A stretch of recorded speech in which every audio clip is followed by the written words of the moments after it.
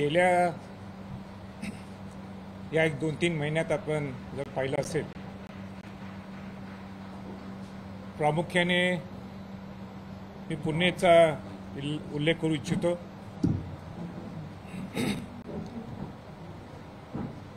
Drink and drive असेल, hit and run असेल, किंबहुना अनेक असे वाईट प्रकार हे महाराष्ट्र पाहत आहे. अनेक अवैध प्रकार सुद्धा महाराष्ट्रात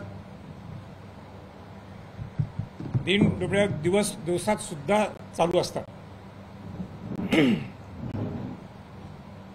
सरकार आपल्या सोयीनुसार हे झाकून टाकायला लागलेलं आहे. असाच एक प्रकार मला आज आपल्या पुढं मांडायचा आहे. आणि ते मांडायचं असेल तर कुठं मांडायला पाहिजे आपण. आणि म्हणून मला असं वाटलं की लोकशाहीचा चौथा खांब ज्याची ओळख आहे ती आपलं मीडिया आहे, आपलं प्रेस आहे. आणि म्हणून अशी ही प्रेस कॉन्फरन्स स्वराज्याच्या माध्यमातून आम्ही घेतलेली आहे. आपण आपला मोबाईल दररोज हातात घेतो. आपण जर मोबाईलमध्ये यूट्यूब उघडलं, आपण इंटरनेट उघडलं, वेगवेगळे ॲप्स उघडण्याचा प्रयत्न केला तर प्रामुख्याने आपल्याला जी जाहिरात जी पाहायला मिळते आणि ती जाहिरात आहे रमी सर्कल, ड्रीम11 आणि दुसरं काय रमी सर्कल, जंगली रमी. ह्याच्यावरच जास्त तुम्हाला कॉन्सन्ट्रेशन पाहायला मिळते. मोठे मोठे कलाकार बिनधास्तपणाने त्याचं ऍडव्हर्टाइजमेंट करत असतात. त्यांना स्वतःतनं हे 2 पैसे मिळत असतील म्हणजे करत असलं असं समजू आपण. पण ह्या सगळ्या अवैध प्रकाराच्या माध्यमातून, या गॅमलिंग किंवा या जुगाराच्या माध्यमातून जो सामान्य कष्टकरी शेतकरी जो ह्याच्यात अडकलाय, का ह्या सगळ्या मोठ्या हिरो लोकांचे सगळे फॉलोअर्स आहेत, चाहते आहेत. या सगळ्या सामान्य लोकांचे घर उद्ध्वस्त व्हायला लागलेले आहेत. वडिलांना फसवून सुद्धा पैसे मुलांनी घेतलेले, कारण का ते ऍडिक्शन निर्माण झालेलं आहे. अशा वेळी ही सगळी भूमिका हे सरकार बघण्याची भूमिका घ्यायला लागले.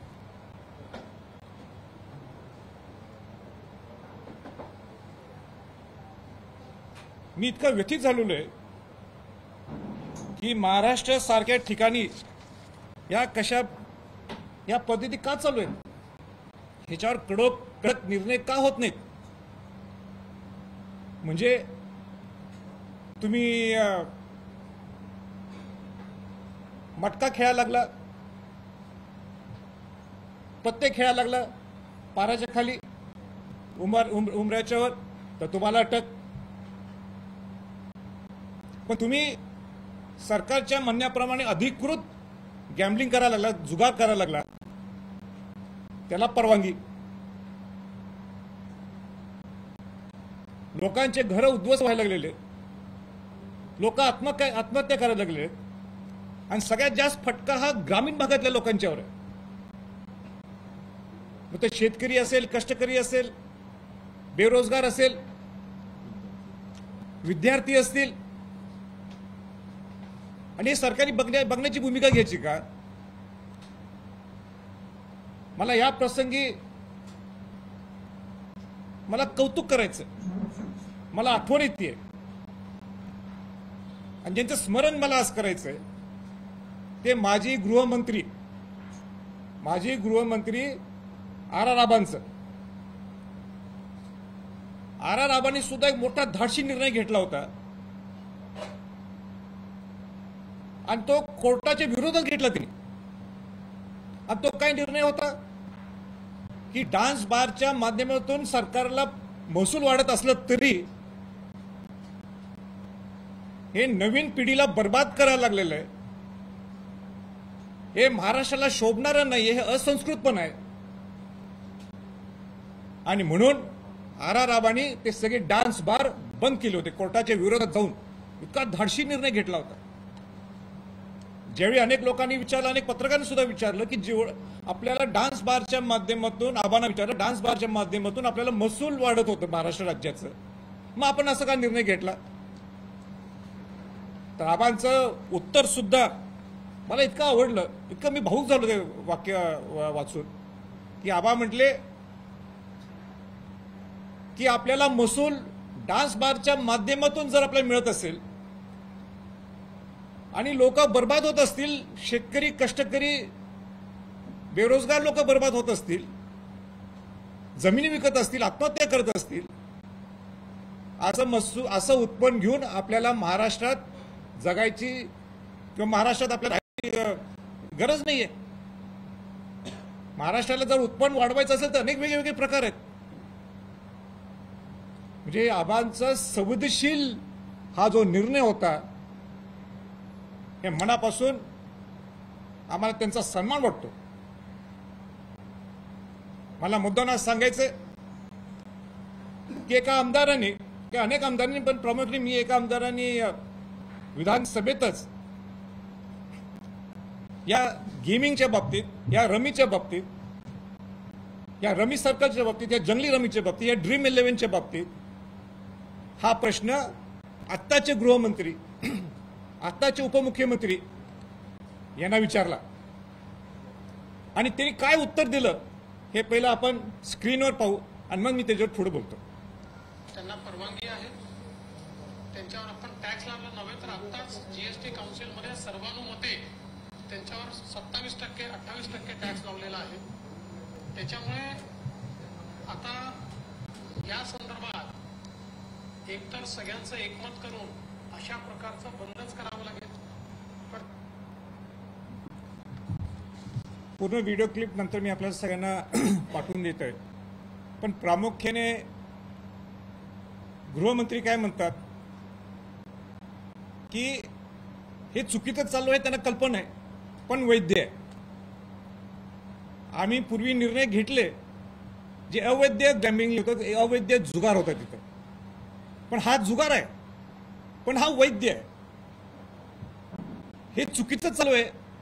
आपण सगळे सरकारतले किंवा सरकारच्या बाहेरचे विरोधी पक्षातले सगळे लोक एकत्र आलो तर आपण काहीतरी निर्णय घेऊ शकतो हे बंद करण्याच्या दृष्टिकोनातून. पण सध्या आपल्याला ह्याच्यातून जीएसटी जे महसूलच्या माध्यमातून आपल्याला 27% वाढ मिळेल म्हणून सध्या चालू राहतं.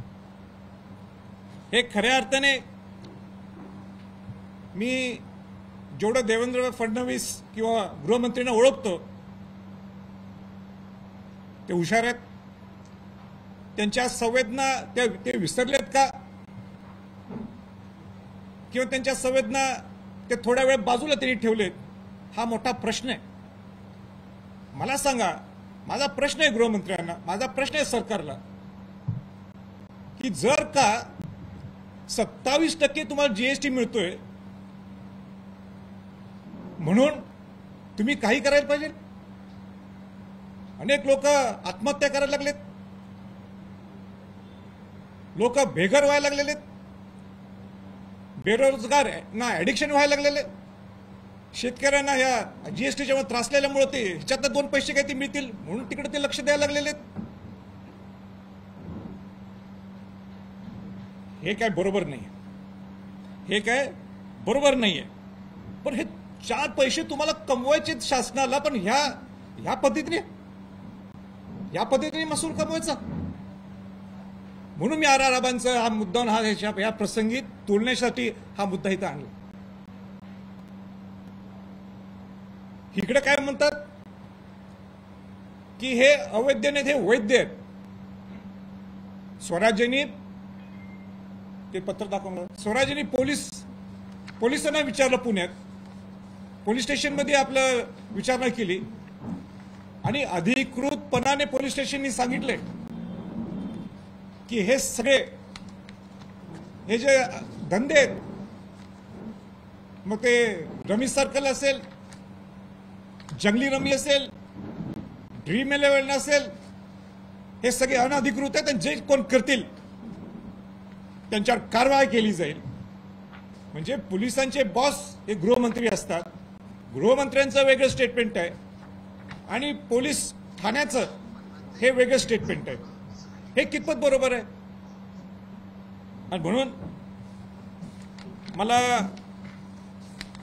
देवेंद्रजींचं, गृहमंत्र्यांचं आश्चर्य वाटते की अशा पद्धतीने त्यांनी कसं उत्तर दिलं. आणि आर आबांचं परत एकदा मला कौतुक करायचंय की जो धाडसी निर्णय त्यांनी घेतला तोच धाडसी निर्णय आताच्या सरकारने घ्यावा, असं माझा प्रामाणिक त्यांना एक सूचना राहील. आपण लहानपणापासून आपल्याला घरी शिकवण आहे, आपले संस्कार आहेत की पत्ते खेळू नका, पैसे लावू नका त्या पत्त्यावर, पारावर जाऊन पत्ते खेळू नका. हा सुसंस्कृतपणा नाहीये.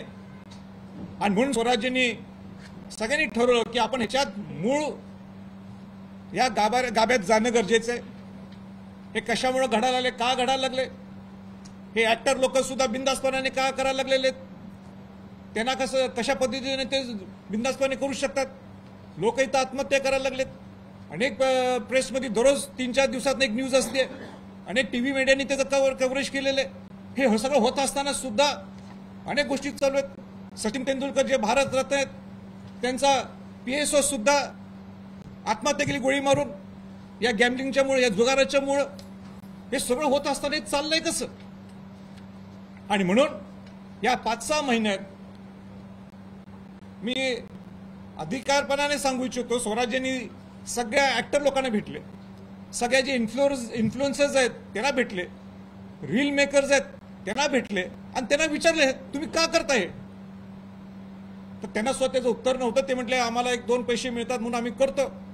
पण या सगळ्यांनी मान्य केलं जे आम्ही बोलतो, म्हणजे तुम्ही एवढे खेळा तुम्हाला एक SUV गाडी मिळेल, तुम्ही एवढे खेळा तुम्हाला एवढे पैसे मिळतील, हे सगळं बोगस आहे. हा सगळा फ्रॉड आहे. हे लोकांना अट्रॅक्ट करण्याच्या दृष्टिकोनातून आम्हाला त्यांनी ते स्पॉन्सरशिप दिली म्हणून आम्ही केलं.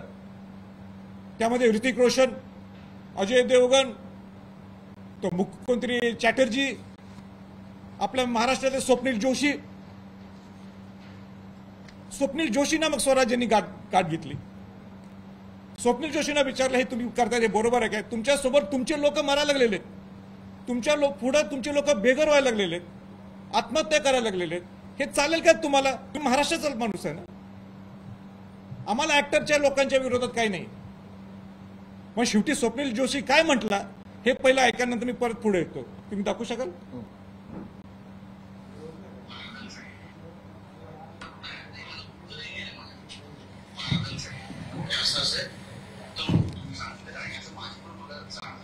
तुम्हाला प्रत्येकाला व्हॉट्सअप पण केलेला आहे.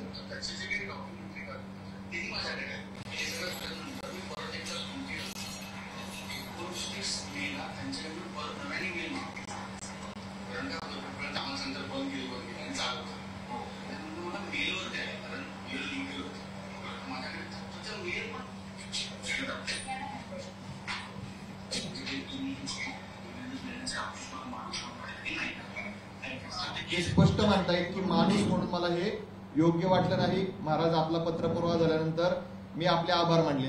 त्यानंतर महाराजांनी जर सांगितलं इन्फ्लुएन्सर काय म्हणतात, एक 30 सेकंदाची फक्त क्लिप आपण ऐकूयात, त्यात आपल्याला बऱ्यापैकी स्पष्ट क्लिअर होईल.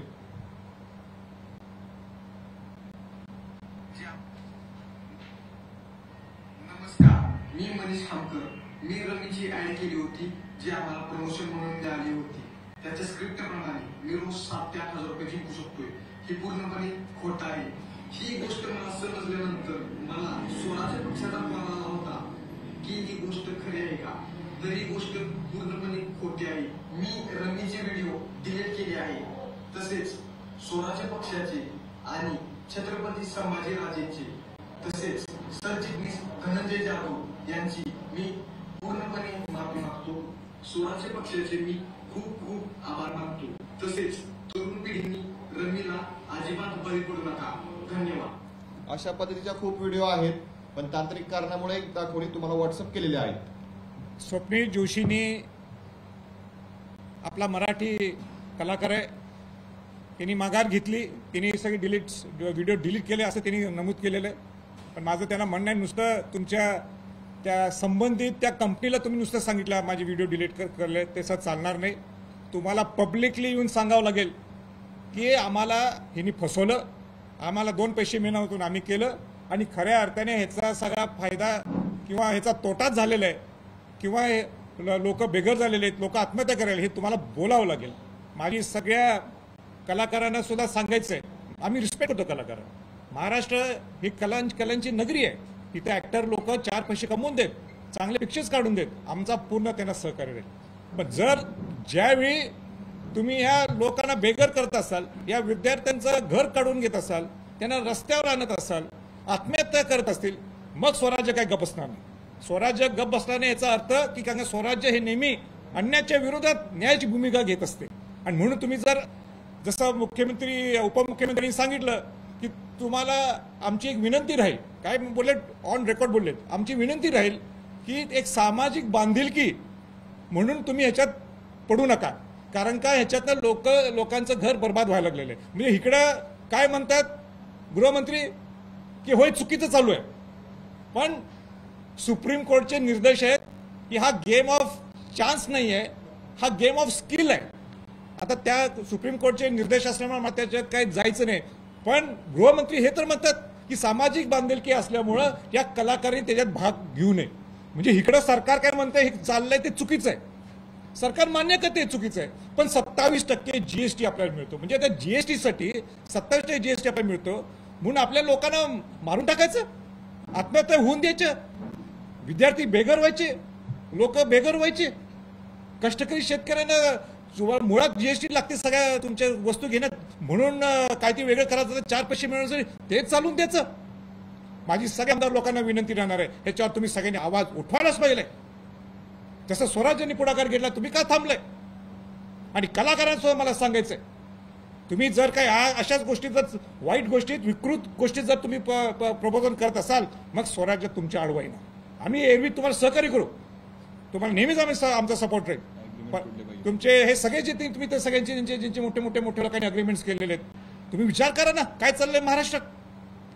आणि माझं गृहमंत्र्यांना सुद्धा माझं म्हणणं आहे, मला सांगणे की जे तुम्ही काही कोट केलेलं आहे, जे तुम्ही बोललाय आणि जे मी आज बोललोय, हे जर हा विषय विधान परिषद आणि विधानसभेत जर तुम्ही आणला नाही, हा कायदा तुम्ही लगेच ताबडतोब दुरुस्त केला नाही, तर स्वराज्य हे 9 तारखेला येणाऱ्या 9 तारखेला स्वतः संभाजी छत्रपती आणि सगळे स्वराज्याचे पदाधिकारी हे तुम्हाला जाब विचारण्यासाठी आम्ही निश्चित विधान भवनामध्ये येऊ. आणि म्हणून माझी आमदारांना विनंती आहे, अधिवेशन चालू आहे, विधानसभेतले विधान परिषदेतले, हा विषय नुसता कुठल्या पार्टीचा विषय नाही, हा कष्टकरी गरीब लोकांचा, विद्यार्थ्यांचा लोकांचा प्रश्न आहे. लोक आत्महत्या करायला, त्यांच्याबद्दल तुम्ही विचार करा. आणि म्हणून सगळ्या 2-3 दिवस तुमच्याकडे जे अधिवेशन अजूनही 11 तारखेपर्यंत तुम्ही वेळ काढा आणि प्रायोरिटीवर हा हे तुमचं ऑनलाईन जे रमी सर्कल चालू आहे, ऑनलाईन जंगली रमी चालू आहे, ड्रीम 11 चालू आहे, हे नुसतं म्हणून वैद्य आहे असं म्हणून चालणार नाही. ज्या वैद्यातनं जर तुम्हाला जर लोक मरत असतील, मग हे त्या वैद्य म्हणायचा काय अर्थ आहे? त्या आराराबाला स्मरण करा. त्या आराराबानी जो धाडसी निर्णय घेतला, डान्स बारच्या माध्यमातून आम्हाला जर पैसे मिळत असतील, आम्हाला ते पैसे नकोयत. तुम्ही सुद्धा धाडसी निर्णय घ्यावा, कारण तुमच्या बोलण्यात तुम्ही विधान भवनामध्ये बोलून दाखवलं हे चुकीचं आहे. पण 27% आम्हाला जीएसटी मिळतो म्हणून आम्ही हे सगळं करायला लागलेलो, हे चालणार नाही. आणि म्हणून आणि आसाम राज्यांनी सुद्धा हे गॅमलिंग हा जुगार बंद करून टाकलाय, त्यांचे कायदा करून टाकलेला आहे. मग महाराष्ट्र राज्य का करू शकत नाही? आणि ह्याचा जाब विचारायला संभाजी छत्रपती आणि सर्व स्वराज्याचे पदाधिकारी 9 तारखेला आम्ही विधान भवन मध्ये येणार आहे. मग तुम्हाला आम्हाला अडवायचं की नाही अडवायचं त्यावेळी बघू. पण मी तर निश्चित जर हा प्रश्न इथं हा प्रश्न जर तिथं आणला नाही ऐरणीवर आणि हा कायदा बदल नाही, तर तुम्हाला जाब विचारण्यासाठी आम्ही सर्वजण तिथं येऊ.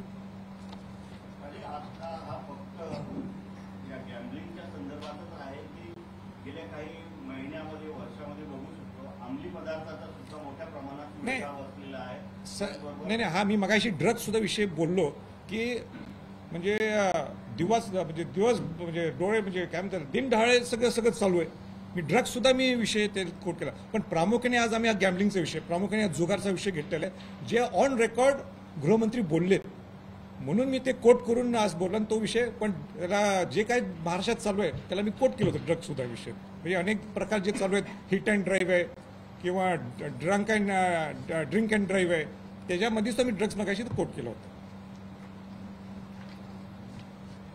आणि काही प्रश्न असतील तर न्यायालयीन लढा देण्याचा विचारात आहात का? कारण या संदर्भात काही पिटिशन ऑलरेडी मुंबई हायकोर्टात पेंडिंग आहे, तर त्या संदर्भात पुन्हा न्यायाधीश येतं किंवा न्यायालयात हे ऑलरेडी आम्ही स्वराज्याच्या माध्यमातून दाखल केलेलं आहे. त्याचे 3 तारखा पण पडल्यात, परंतु हा कायदा विधिमंडळ करू शकता म्हणून विधिमंडळामध्ये प्रामुख्याने आवाज उठवलेला आहे महाराजांनी पुण्याच्या कोर्टात.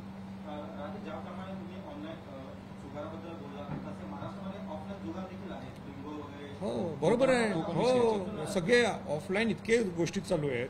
हे तर आपल्याला म्हणजे तुम्ही ते क्लिक केल्यामुळे सगळ्या गोष्टी दिसायला लागलेल्या आहेत.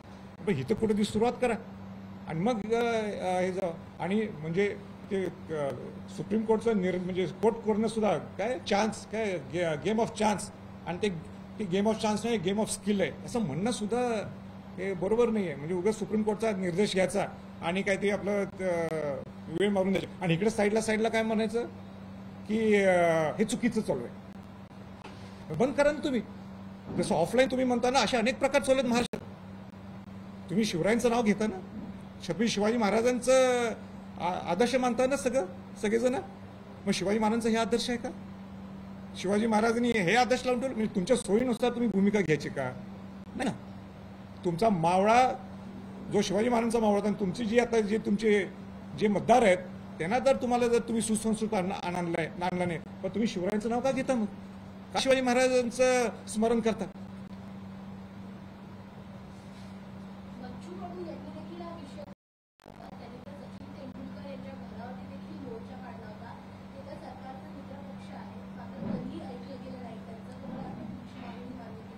नाही, आता आमदार बच्चू कडू जर तुम्ही ऑब्झर्व केलं असेल तर नेहमी ते संवेदनशील विषय नेहमी हाताळतात. ते लोकांच्यावर अन्याय होत असेल तर ते विषय ते पुढं न्यायाची भूमिका मिळवण्यासाठी त्यांचा नेहमी प्रयत्न असतो. त्यांचं मी कौतुक करतो.